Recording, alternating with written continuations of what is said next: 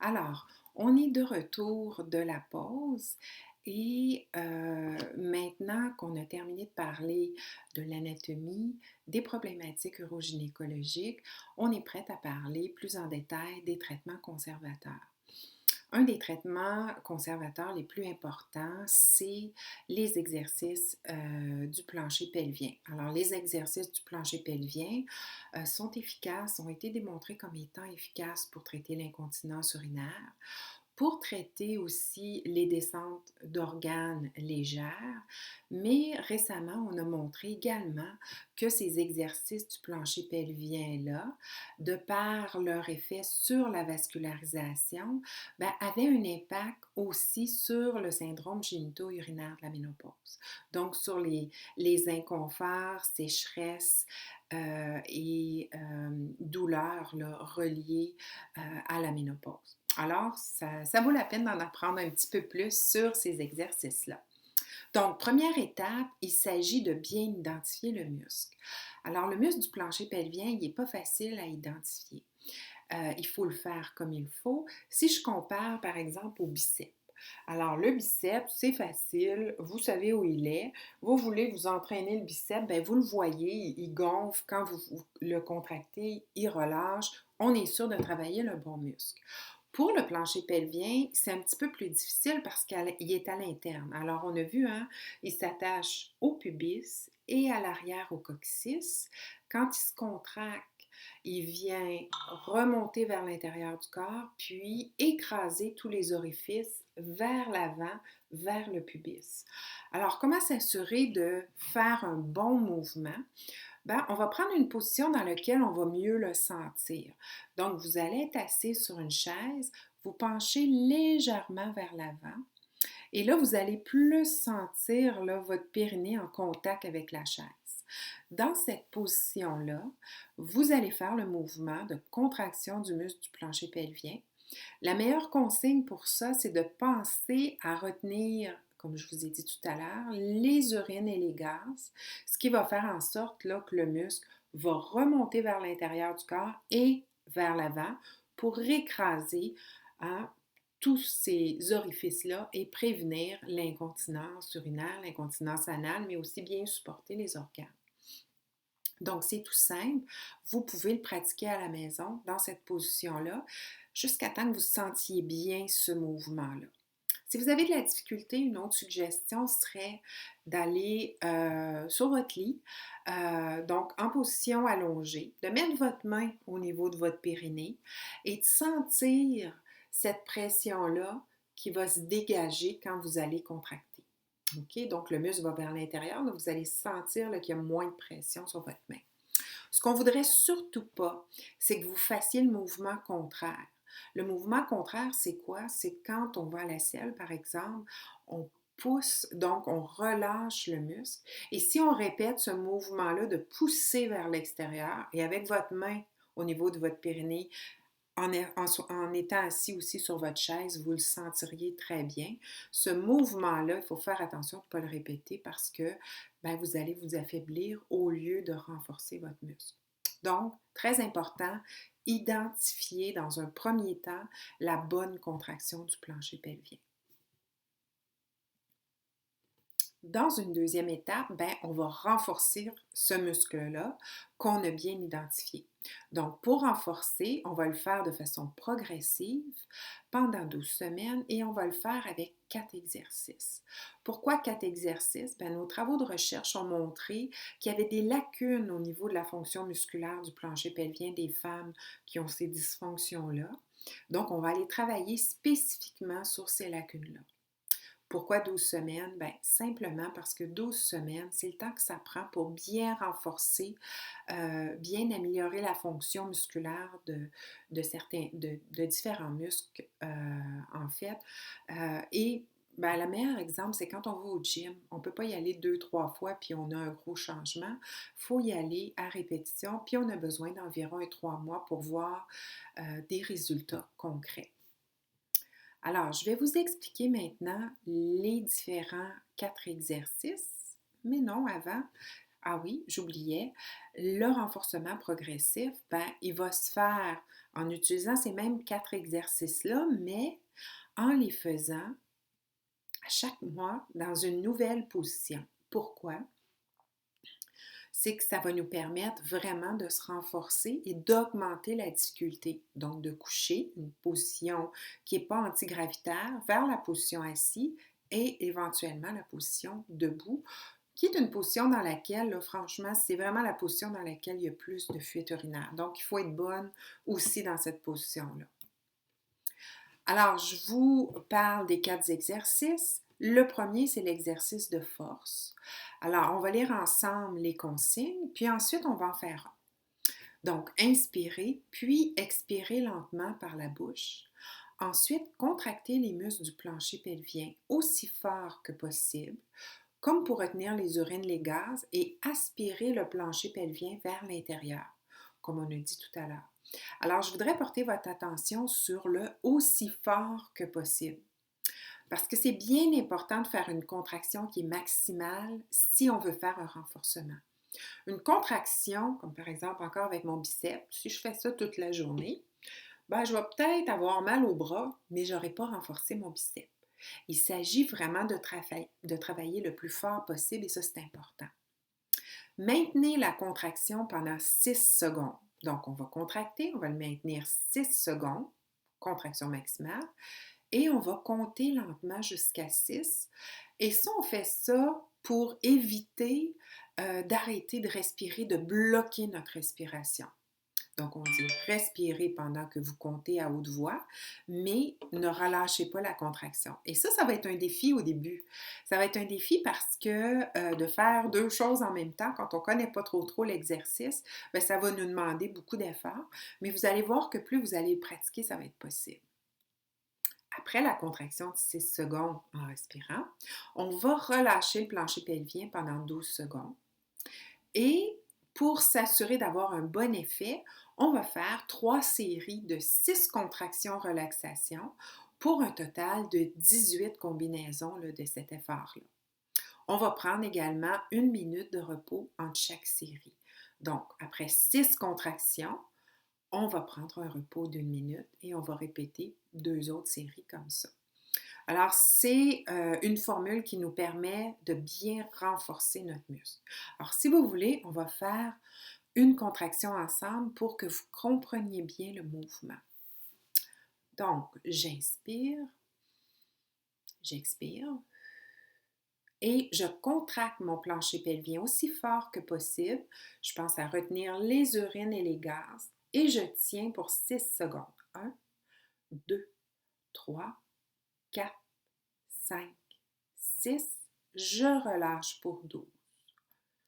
2, 3, 4, 5, 6, 7, 8, 9, 10, 11, 12. Et je serai prête à reprendre comme ça pour 6 répétitions, 1 minute de repos et 2 autres séries comme ça. Alors ça va nous permettre d'améliorer la force musculaire de notre plancher pelvien. Deuxième exercice, un exercice très important, surtout pour celles qui ont de l'incontinence d'effort. L'incontinence d'effort, rappelez-vous, c'est l'incontinence qu'on va retrouver lorsqu'on tousse, lorsqu'on éternue. Alors, c'est bien important d'apprendre non seulement d'être forte, donc d'avoir un bon plancher pelvien, mais aussi qu'il soit coordonné avec la toux, l'éternuement, avec l'effort. Donc, je vais lire encore une fois, puis on va le faire ensemble. Inspirez. Expirez lentement par la bouche, puis contractez les muscles du plancher pelvien le plus fort possible. Faites une contraction pendant au moins 1 seconde, puis toussez en gardant la contraction du plancher pelvien. Reposez-vous 2 secondes, puis répétez la contraction, la toux et le repos 2 fois de suite. Faites une pause de 30 secondes et faites 2 autres séries de 3 toux répétitives. OK? Alors, on va le faire ensemble. Très bon exercice, comme je vous disais, parce que vous allez utiliser votre force au bon moment pour éviter d'avoir des fuites urinaires. Et le fait de le pratiquer comme ça va devenir un peu comme un réflexe pour vous. Et quand vous allez avoir une toux, vous allez automatiquement le faire, ce qui fait en sorte que vous n'aurez pas de fuite urinaire. Donc, j'inspire, j'expire lentement, je serre mon plancher pelvien et je garde la contraction et je relâche après coup. Je compte 1, 2, je serre mon plancher pelvien et je relâche. 1, 2 et une dernière fois, j'inspire et j'expire, bien sûr.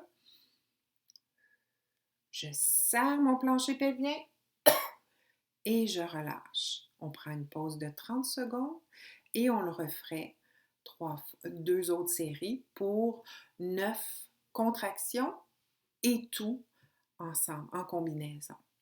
Alors, cet exercice-là, comme je vous ai dit, très important pour se coordonner, être fort, être forte ou fort au bon moment.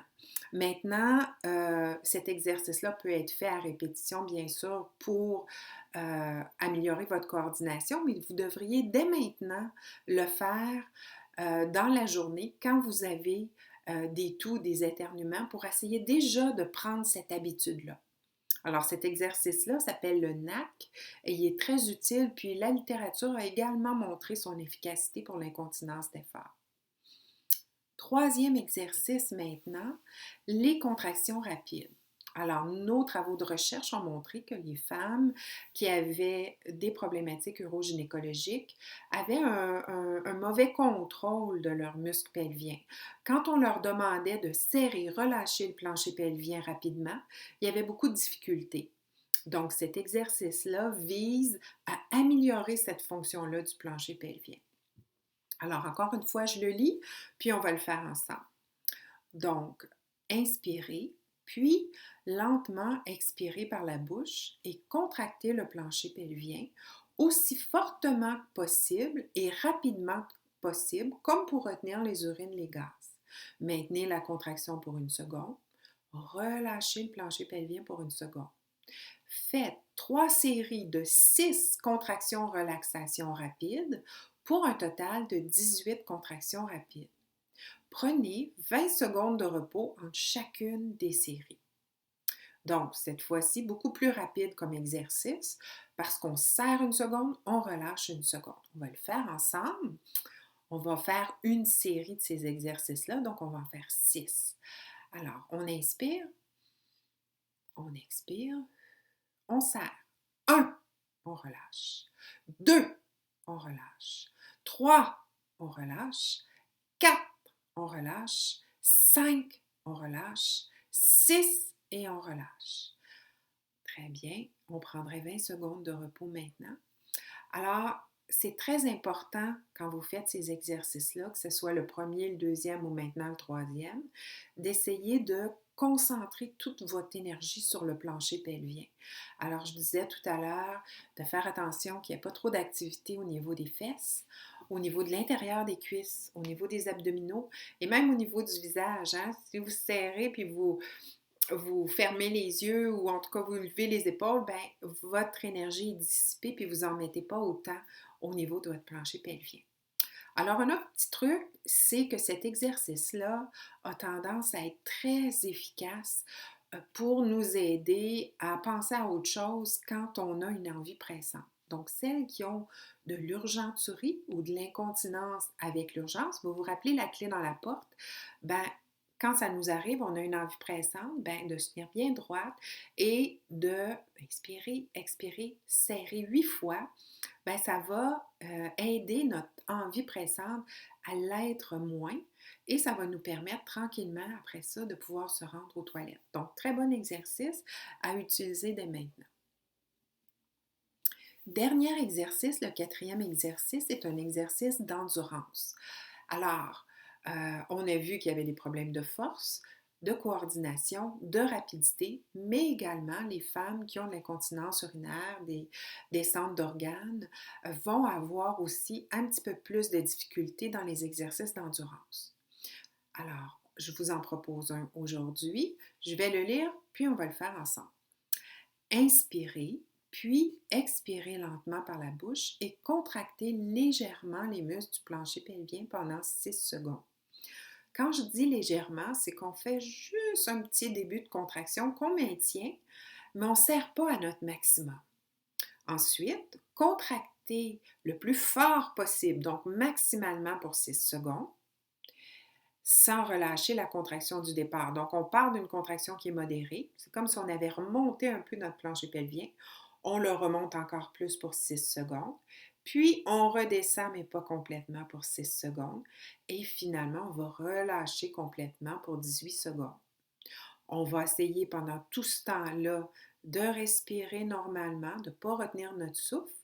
Et on va se reposer 18 secondes, comme j'ai dit, et on va faire 2 autres reprises pour 3 exercices là, de contraction douce, forte, douce. Alors, on l'appelle aussi l'exercice des paliers ou l'exercice du podium, mais vous vous rendez compte que ce que j'ai fait, c'est que j'ai travaillé modérément et maximalement, mais j'ai travaillé en tout pour 3 fois 6 secondes. Donc, c'est beaucoup plus difficile. Alors, si vous voulez, on le fait ensemble. On inspire, on expire, on serre le plancher pelvien, mais doucement. 1, 2, 3, 4, 5, 6. Sans lâcher, on serre le plus haut possible, le plus fort possible. 1, 2, 3, 4, 5, 6. On diminue un peu. On maintient quand même une contraction. Et 2, 3, 4, 5, 6. Et là, on relâche complètement. Ouf, c'est pas facile celui-là, mais il est très payant. Alors, il nous aide beaucoup à gagner de l'endurance, à gagner une certaine tonicité dans notre muscle. Donc, c'est très intéressant. Alors, comme vous voyez, il y a 4 exercices. De les faire seulement qu'une fois, ben, c'est pas suffisant, bien sûr. Donc, il est important de les faire à tous les jours. Au moins, en fait, 5 jours par semaine. On peut se donner une petite pause, là, mais de 5 à 7 jours par semaine. Et il faudrait les faire, donc, progressivement dans différentes positions. Et cela pendant 3 mois ou 12 semaines. Ce que je vais faire, c'est qu'après cette conférence, je vais mettre sur le site de l'IUGM, du Centre de recherche de l'IUGM, des capsules d'exercices que vous pourrez faire ensemble avec moi pour renforcer votre muscle. Donc, après les exercices du plancher pelvien, on a parlé tout à l'heure d'un autre traitement conservateur qui s'appelle la rééducation vésicale. Alors, la rééducation vésicale, ce n'est pas nécessaire pour tout le monde.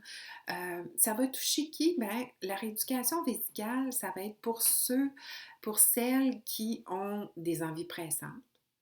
Alors, il va falloir calmer la vessie. Celles qui ont donc des envies pressantes, on appelait ça de l'urgenturie. Celles qui ont des incontinences reliées à l'urgenturie, on a encore une composante de vessie qui est nerveuse. Et finalement, celles qui vont aux toilettes vraiment beaucoup, là, la pollakiurie qu'on appelait nocturne ou diurne, ben, pour essayer d'espacer l'émission, on va faire une rééducation de la vessie. Okay? Alors, si vous avez ces symptômes-là, ben, ça vaut la peine de travailler la rééducation de la vessie. Alors, pour ce faire, il va falloir essayer d'aller uriner seulement lorsqu'on a envie. Donc, ça, c'est la première recommandation. Alors, un autre traitement conservateur qui pourrait être fait pour aider les différentes problématiques urogynécologiques du vieillissement, c'est la rééducation de la vessie. Alors, la rééducation de la vessie, ça s'adresse vraiment à celles qui ont une vessie qui est hyperactive, une vessie qui est nerveuse. Si vous vous rappelez, tout à l'heure, je vous parlais d'urgenturie, d'envie pressante. Alors, celles qui ont des envies pressantes seules, donc l'urgenturie, celles qui ont des envies pressantes avec des incontinences, donc l'incontinence d'urgenturie ou l'incontinence d'urgence, et aussi celles qui vont avoir des mictions, qui vont faire pipi fréquemment. Donc, des mictions fréquentes, bien, à ce moment-là, on pourra faire une rééducation de la vessie pour aider à normaliser la fonction de la vessie. Alors, la fonction normale de la vessie, je l'ai dit là tout à l'heure, c'est d'être capable d'aller uriner aux 2 heures et demie à 3 heures, bien sûr, si on boit normalement pendant la journée et de façon espacée dans la journée. C'est normal de ne pas se lever la nuit ou de se lever une fois la nuit. Au-delà de ça, ça commence à être la pollakiurie nocturne, donc à ce moment-là, c'est problématique. Euh, donc, qu'est-ce qu'on peut faire? Qu'est-ce que c'est que la rééducation de la vessie? Bien, il y a différents éléments qu'on peut faire. Dans un premier temps, bien, on va essayer d'aller uriner seulement lorsqu'on a envie. Si on va uriner au cas où, hein, on dit ça, on va aller au cas où avant de sortir, on va aller au cas où en arrivant. Donc, on y va toujours avec une vessie semi-pleine.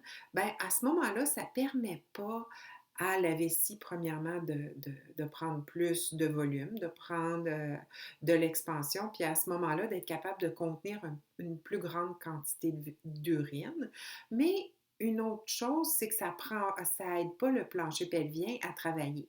Ça fait en sorte qu'il va peut-être devenir un peu paresseux parce que, ben, il contractera pas pour nous retenir, donc il s'entraînera pas quotidiennement, ce muscle-là. Alors, c'est bien important d'aller aux toilettes quand on a envie d'uriner.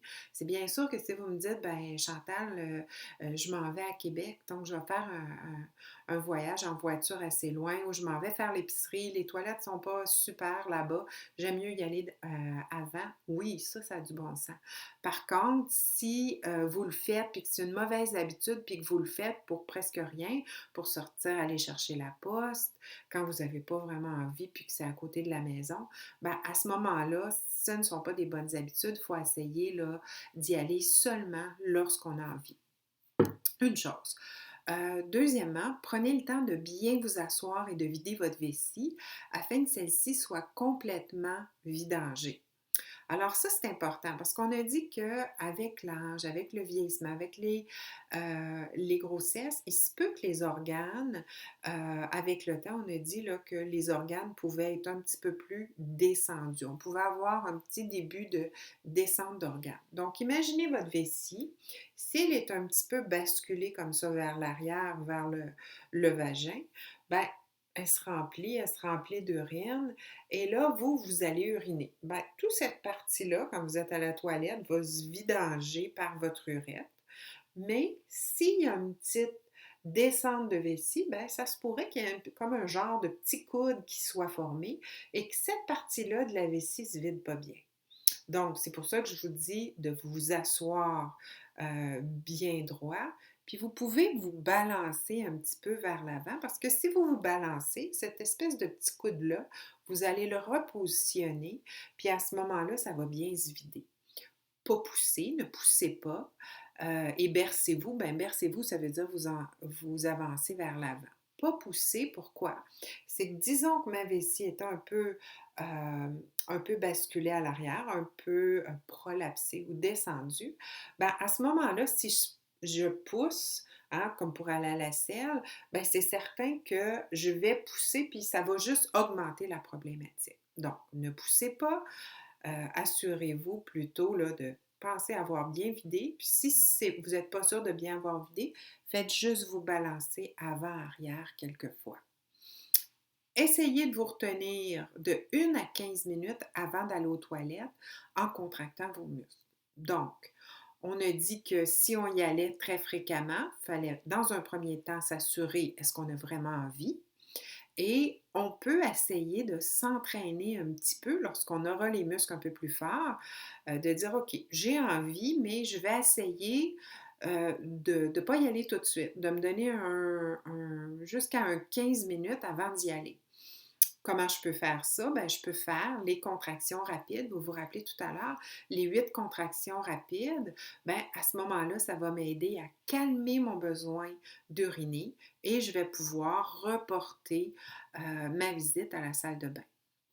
Et tout ça, avec tout ça, le but est de pouvoir avoir des moments de rétention, là, des moments entre les mictions qui soient de 2h30 à 3 heures. Parce que comme je vous disais, avec une ingestion normale de liquide, ben, c'est ce qu'on devrait être capable de faire. Alors, si on a une envie pressante, qu'est-ce qu'on fait? Alors, si on a une envie pressante, on va s'arrêter. Si c'est possible, on va s'asseoir, hein. Vous avez sûrement remarqué que quand on est debout et on a une envie pressante, c'est très difficile. Alors, si vous êtes capable qu'il y ait une chaise, asseyez-vous, ça va bien supporter votre périnée. Puis à ce moment-là, ça va être plus facile de se retenir. Prenez une grande respiration, essayez de vous détendre. Essayez de penser à autre chose aussi.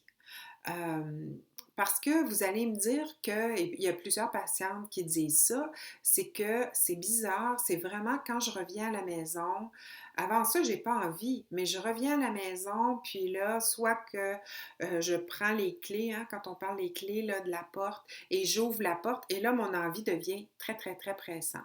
Donc, il y a une composante là, avec le cerveau, là, il y a un peu une composante d'anticipation. On sait qu'on s'approche de la toilette. Alors, c'est bien de, quand on a une envie pressante, on va bien sûr s'arrêter, respirer. On peut penser à autre chose ou on peut faire les contractions rapides que je vous ai montrées tout à l'heure. Serrer, relâcher rapidement, au moins 8 fois pour que cette envie pressante-là s'estompe et puis qu'on puisse y aller lentement. Si on a toujours un petit peu envie, on va y aller lentement, puis on va aller uriner. Si ça ne s'estompe pas, ben à ce moment-là, on peut répéter. Quand je vous dis de s'arrêter, c'est qu'il y a des gens qui vont se pencher vers l'avant puis ils vont courir aux toilettes. Donc, imaginez-vous que vous avez envie de vous pencher, vous mettez encore plus de pression sur votre vessie. Alors, c'est sûr que ça ne va pas aider les choses. Si vous allez rapidement à la toilette, ben là, à ce moment-là, il se peut qu'il y ait des rebonds, puis effectivement, ça va être plus difficile de retenir. Donc, on s'arrête, on prend des respirations, on essaie de se calmer, on peut penser à autre chose. Là, j'ai mis un petit chat parce que j'avais une patiente qui me disait, ben moi, quand je reviens à la maison, je mets les clés dans la porte et c'est là vraiment là, que j'ai une urgence à tout coup, puis j'ai de la difficulté à me rendre aux toilettes sans perdre des urines.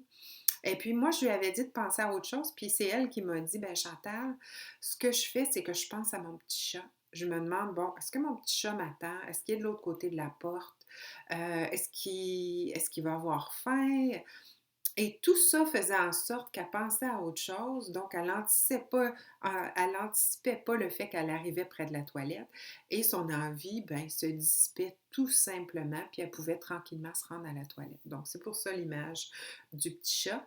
Alors, vous avez plusieurs trucs, puis en faisant ça, ben, c'est quand même assez facile. Et plus votre muscle va être fort, ça va être quand même assez facile de dissiper cette envie pressante-là pour la retarder, puis aller aux toilettes un peu plus tard, avoir un peu plus de contrôle sur sa vessie. On a parlé de renforcement musculaire du plancher pelvien. On a parlé de techniques pour rééduquer la vessie, donc la calmer, mais il y a aussi d'autres choses qu'on peut faire, ce sont les changements de comportement et d'habitude de vie. On a dit au début qu'il y avait des facteurs qui étaient des facteurs de risque de l'incontinence. L'obésité, entre autres, l'obésité morbide, ça fait beaucoup de pression, surtout l'obésité abdominale va faire beaucoup de pression sur le plancher pelvien et ça va avoir tendance à la longue d'affaiblir les muscles. Donc, on vous encourage, bien sûr, de garder un poids santé pour ne pas trop faire de pression sur votre plancher pelvien. Il y a la toux chronique, qui est un autre facteur de risque, puisque quand on tousse, ben, on fait une pression sur le plancher pelvien. Alors, on recommande bien sûr d'arrêter de fumer si on est fumeuse. Et si on a des toux chroniques qu'on a de la difficulté à contrôler, ben, de consulter son médecin pour éviter de tousser et d'éternuer constamment. Parce qu'à la longue, encore une fois, ça pourrait affaiblir votre plancher pelvien. Ça pourrait faire en sorte aussi de limiter l'effet des exercices puis de la rééducation de la vessie.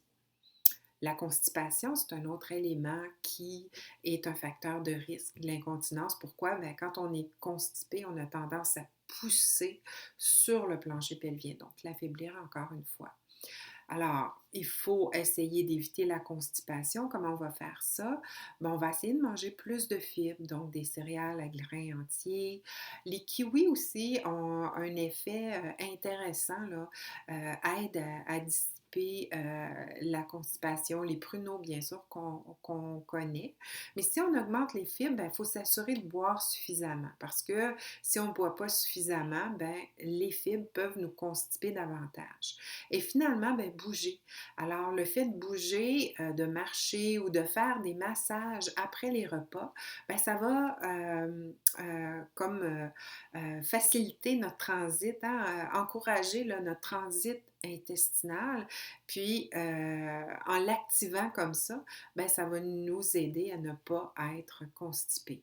Alors, il y a différents massages qu'on peut faire en suivant le sens du côlon, là, ascendant, transverse et descendant. Donc, on peut masser notre ventre comme ça pour essayer de justement activer la motilité intestinale.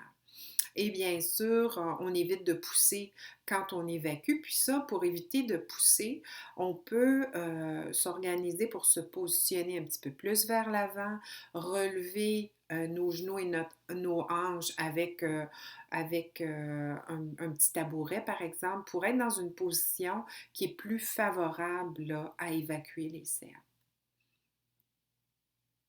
La consommation de liquide, ben, il y a certains liquides qui ont tendance à avoir un effet chez les gens qui ont des fuites urinaires, chez les gens qui ont de l'urgenturie.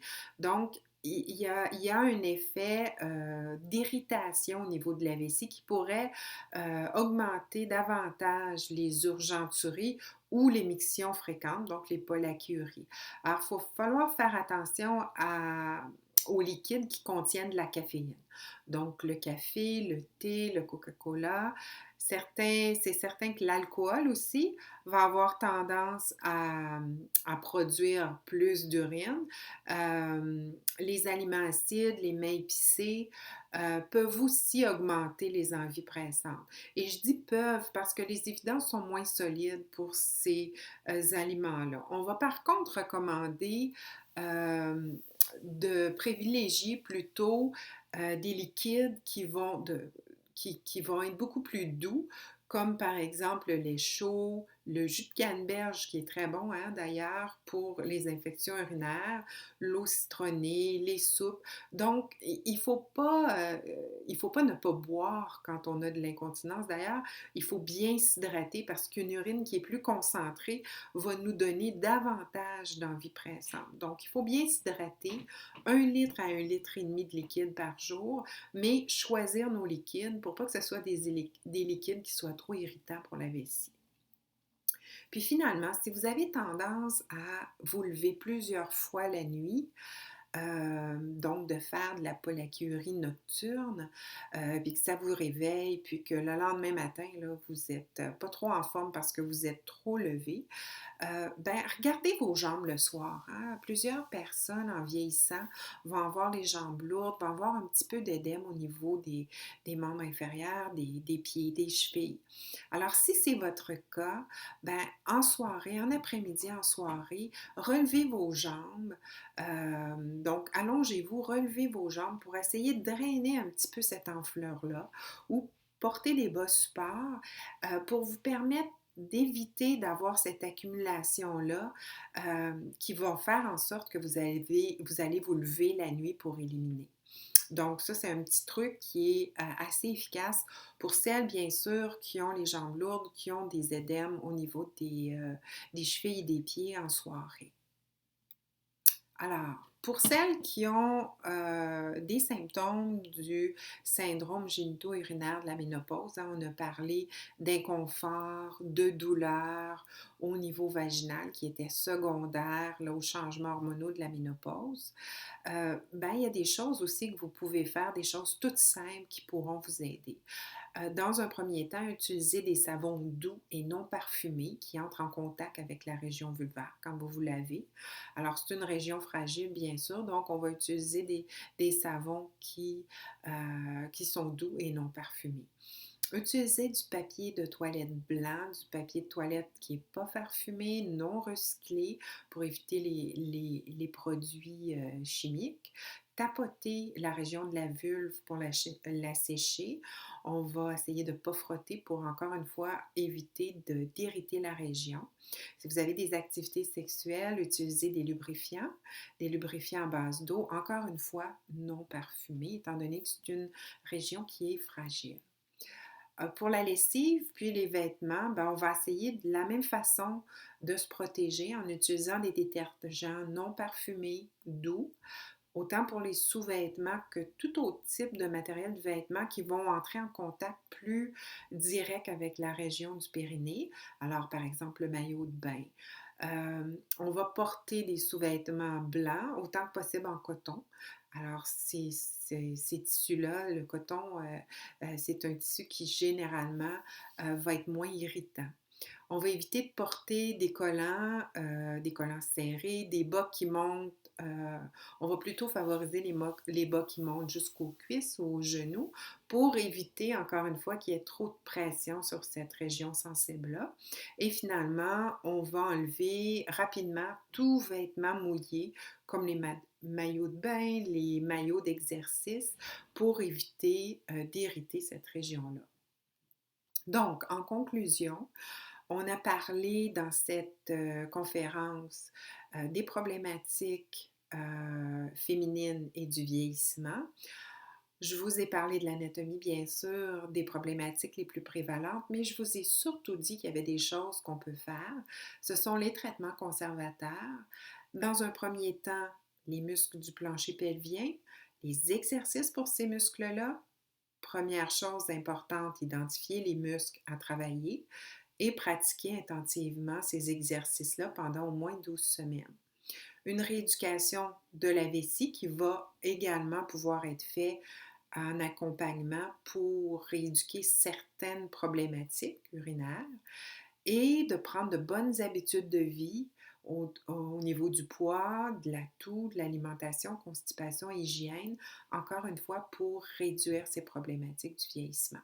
Et finalement, laissez pas ces problématiques urogynécologiques-là vous empêcher de rester active. Il y a des solutions simples, comme je vous disais au début, qui peuvent être faites et qui vont vous aider à passer à travers là, cette période-là. Pour terminer, des petits outils qui pourraient vous aider. Alors, je vous invite d'aller sur notre site web de notre laboratoire au CRIUGM. On a un DVD, un livre et un document qui a été fait pour le gouvernement du Québec sur l'incontinence. Ce document-là, à droite d'ailleurs, il est gratuit et vous pouvez en apprendre beaucoup là, sur cette problématique. Si ça vous intéresse, on a également des projets de recherche qui favorisent ces traitements conservateurs-là et dans lesquels vous pouvez participer. Donc, encore une fois, sur le site web, vous pourrez avoir l'information. Une page Facebook et je termine en vous remerciant d'avoir écouté cette conférence. Je voudrais remercier également tous les organismes subventionnaires qui nous aident année après année à faire nos projets de recherche. Alors, j'espère que vous aurez apprécié et que vous aurez des outils pour mieux faire face à ces problèmes urogynécologiques en période de vieillissement. Alors, merci beaucoup. Au revoir.